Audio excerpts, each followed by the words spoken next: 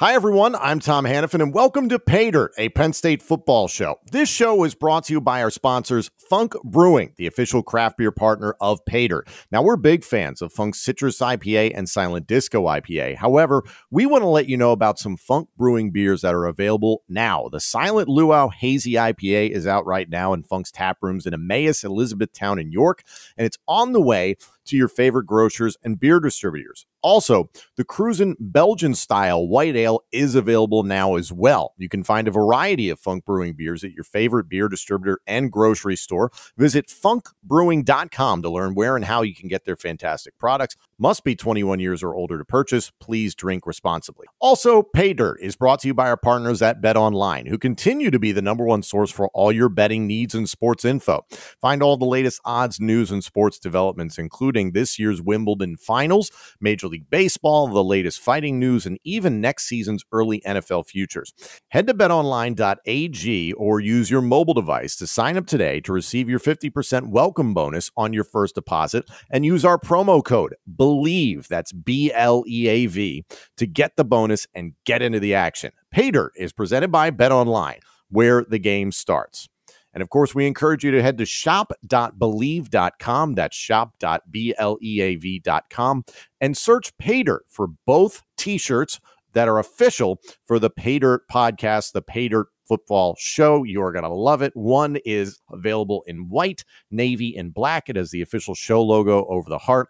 And then the other has the PAYDIRT name on the chest. And on the back, it's got Matt McGloin's name and number. It's perfect. If you're a Penn State football fan, again, go to shop.believe.com and search PAYDIRT. I am flying solo on this because this is definitely an emergency podcast in reaction to the huge news that came out yesterday that USC and UCLA are officially joining the Big Ten Conference as of 2024. This was a rumor early in the day on Thursday, and then it came out as official later in the afternoon.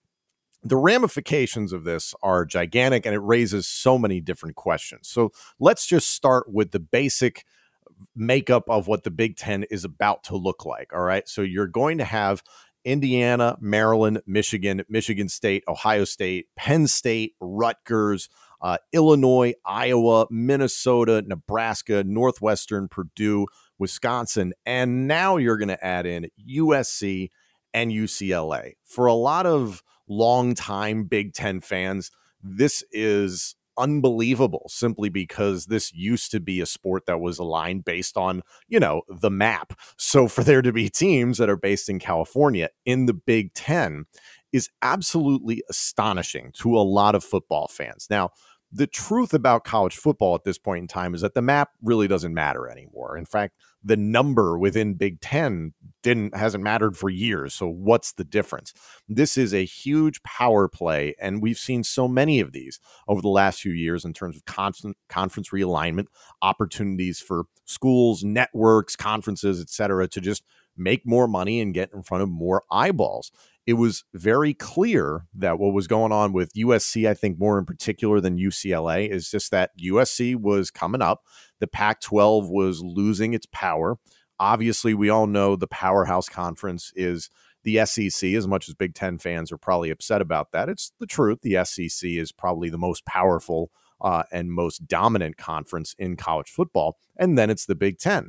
The Big 12 has made some moves here and there to try and remain relevant, especially in the wake of Texas and Oklahoma, as a tandem going to the SEC. And that brings me to USC and UCLA, is that as a tandem, there is value in this rivalry. Not nearly as much cachet as the Red River rivalry I just mentioned, Texas and Oklahoma. Those are two schools that have the opportunity to be real powerhouses. UCLA, it's more legacy, and they've also had some improvement as of late under Chip Kelly and look like they're moving in the right direction. And frankly, could really compete very well with, I'd say, at least half to 60% of the Big Ten reasonably. And then USC, all the changes that they have had under Lincoln Riley, they look like they're poised to really turn their program around in a big way, perhaps as early as this season. Now, I mentioned Lincoln Riley, and this is where you really need to start unpacking some things. In a matter of a handful of months, Lincoln Riley goes from the Big 12 at Oklahoma, then goes to the Pac-12 and takes the job at USC, and is now a part of the Big Ten as of 2024.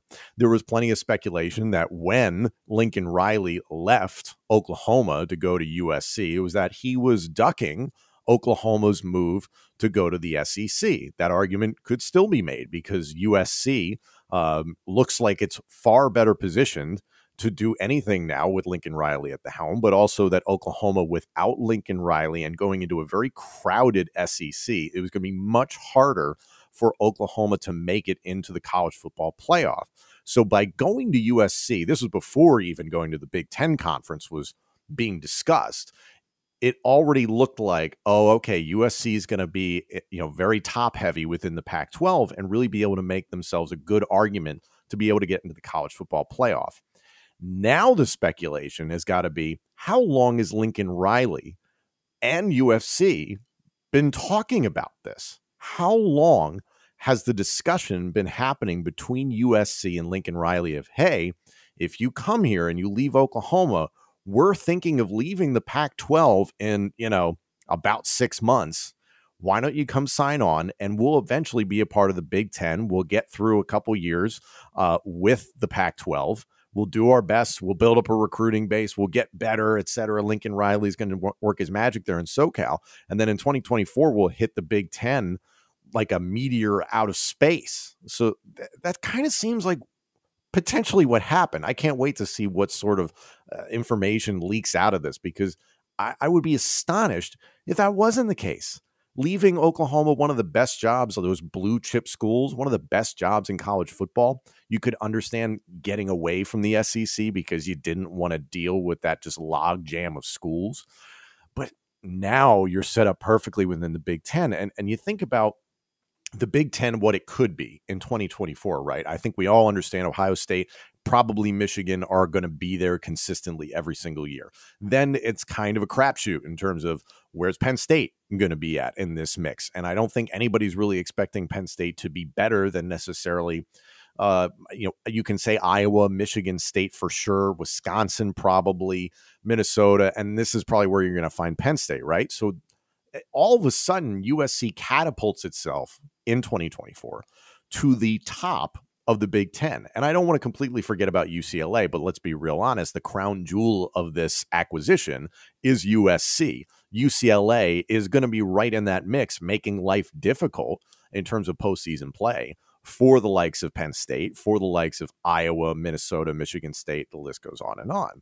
So that's just something to look ahead to. But here's the really complicated part about this. And I am about to go down the rabbit hole in terms of what we're looking at in college football.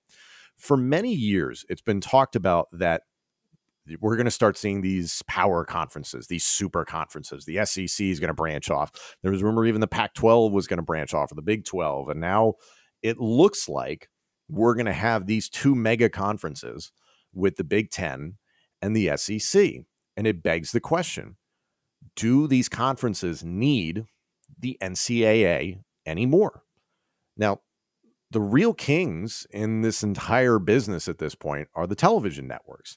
Now, in regards to the Big Ten, Fox has their first pick of what teams they want to be able to broadcast. So now having USC as a bargaining chip right in their backyard in Los Angeles is going to be huge for them.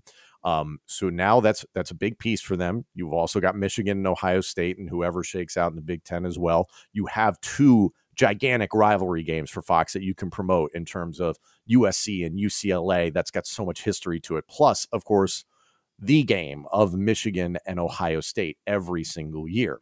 So you've got these things under your umbrella. And then, okay, the Big Ten, Fox gets first pick. Then ESPN picks up some of the ancillary games, and now it's trickled down to the Big Ten network for the games that don't make it onto those broadcasts. Okay, flip over to the SEC. CBS gets the big time game. ESPN gets the trickle down. SEC network, you see where I'm going with this, right? There was an article that came out yesterday as well, is that because of this move, USC and UCLA going to the Big Ten, that all of a sudden Apple is very interested in the Big Ten. So what is the likelihood that in a handful of years, determining the national champion is not going to be based on the entirety of the country competing their best to make it into the top four, but rather that a network, like let's say Apple or let's say Amazon, whatever you pick, that they pick their conference, whether it be the Big 12, Big 10, SEC, Pac-12, whatever it is. But let's say for arguments, Fox takes Big 10. And then you've got CBS is holding on to the SEC, right? If you aren't a part of either of those and you're not on those networks, you don't see those games. There's the very high likelihood that exclusivity becomes the dominant force, and that all of a sudden, if you're these major platforms, and let's not rule out Apple and Amazon, say Apple dives in and grabs the Big 10, then all of a sudden, if you don't have Apple, you don't see a Big 10 football game. And more importantly, in competing for the national championship, does it have to be some sort of agreement between, first say it's Apple and Amazon, that it's like, oh, well, the SEC and the Big 10 winners will play each other for the national championship in a dual broadcast between these two gigantic networks or something like that. And then it's everybody else out on their own, adrift. You're looking at a model where the NCAA doesn't matter anymore. And frankly, the NCAA has been embattled for so long, it's not out of the ordinary to think this, that they've made bad decision after bad decision. The NIL monster that got let out of the box was because of their own inaction. So now you're at a point where you're looking at college football, and all of a sudden it's not necessarily dominated by who are the best players on the field or who's the best team or something like that. Is that, are you in the right conference on the right television network?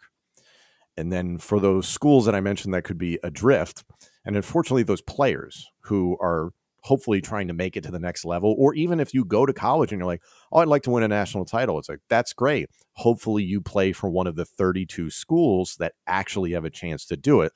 So now you have basically the official minor leagues of the National Football League just kind of brought down a bit.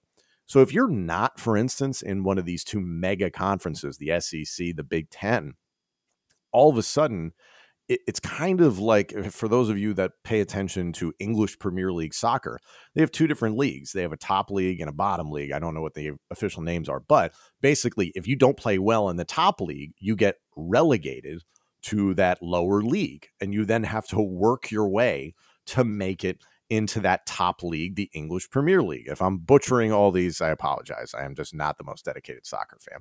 But now let's think about this come 2024, once this is official. And you look at, for instance, the makeup of the Big 10. So you're adding UCLA and USC. You've got Ohio State. You've got Michigan, Michigan State, Iowa, Penn State, Minnesota, in terms of these are the schools that are probably consistently going to be competitive, that are going to have probably winning records and garnering a lot of money for the Big Ten Conference. So year to year, are schools that are on the fringe all of a sudden in trouble of risking quote unquote relegation, as I just put it. So imagine if you're Indiana and you don't have a good year. Do you get bumped and all of a sudden the Big Ten's like, we're going to call Utah. We're going to call them up. We're going to call Oregon. We're going to call them up. Somebody all of a sudden bows up in the Big 12 and is, oh, we're going to go get Texas Tech, whoever the hell it is. It could be anything. And the list goes on and on. Like, think about how lucky Rutgers is to be a part of the Big Ten Conference right now, and especially going into 2024. So if Rutgers and, for instance, like Illinois struggled mightily, what if Northwestern, it hurts if this competition really affects them legitimately over time? Nebraska, if that doesn't turn around, granted, a ton of legacy behind Nebraska, a ton of history, and a lot of money as well.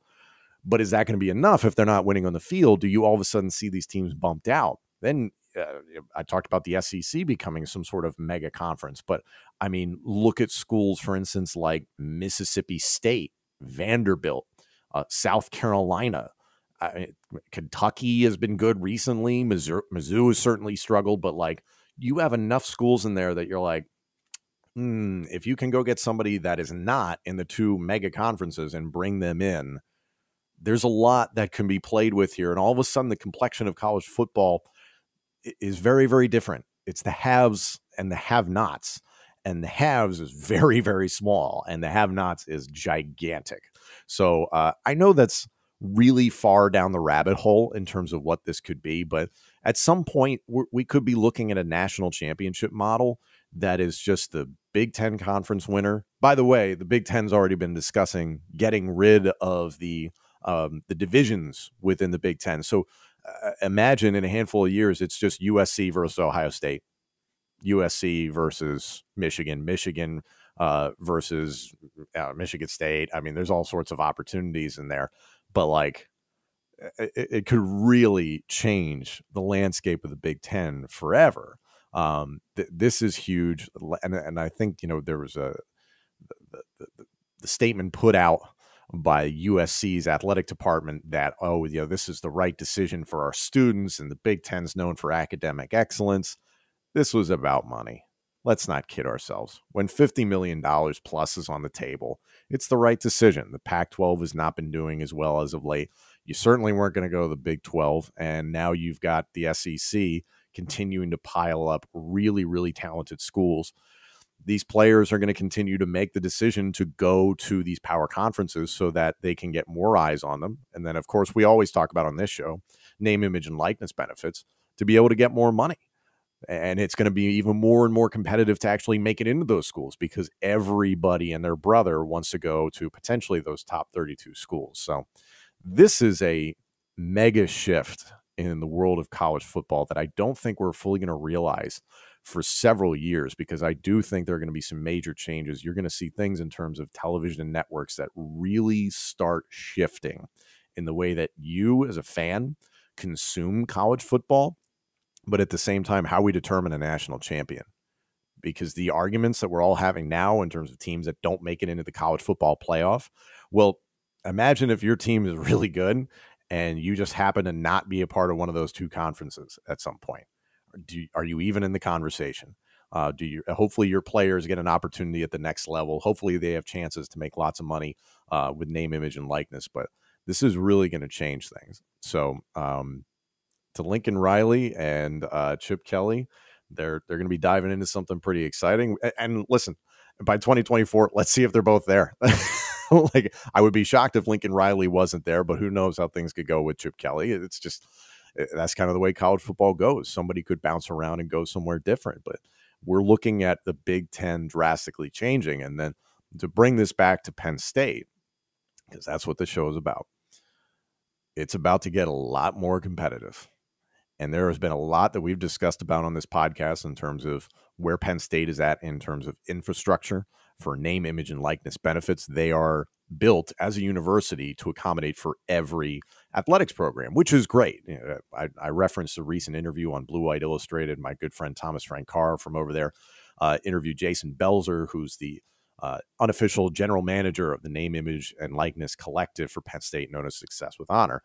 And he's very happy about the infrastructure that Penn State has built for Success with Honor and being able to get NIL benefits for members of the wrestling team, which is already dominating. And you don't necessarily need to sell a kid who wants to wrestle at Penn State, oh, by the way, we have NIL benefits. Like, great, Cale Sanderson is still there.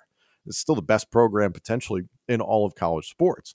Meanwhile, Penn State is behind, by their own admission, on name, image, and likeness fundraising, something to the tune of maybe $2 million in Success with Honor. Meanwhile, Ohio State's talking about they're going to need $13 million. Whatever their number is that they actually have in the bank remains to be seen. But a lot of these other schools, top end schools, top 32 schools as well, their name, image, and likeness benefits programs are focusing on two things: football and men's basketball, because they pay for everything else. So while they're gathering together funds for this, Penn State is worrying about every other last sport and trying to get their infrastructure built so that things are prepared for the long haul. There's nothing wrong with that, but it does show you that in terms of progress, you don't have a lot of time, because once 2024 arrives, I am very curious to see what the shift is, not only in terms of what the conferences are doing with their television opportunities. What networks are they on? Are they exclusive to certain networks? Are they allowing their footage to be in different places? Do you then, as a consumer, have to purchase certain networks in order to see your favorite school and players play? And simultaneously, do we even need the NCAA after this? It's really exciting. It's a very exciting time in college football. So thank you all for joining me here on this emergency edition of the podcast. We will be back this Wednesday. Former Penn State defensive back Justin King will be our guest. And of course, we will be back on ESPN Radio State College this coming Thursday from 3 p.m. to 4 p.m. Eastern. Buckle up in the Big Ten because it's going to be exciting.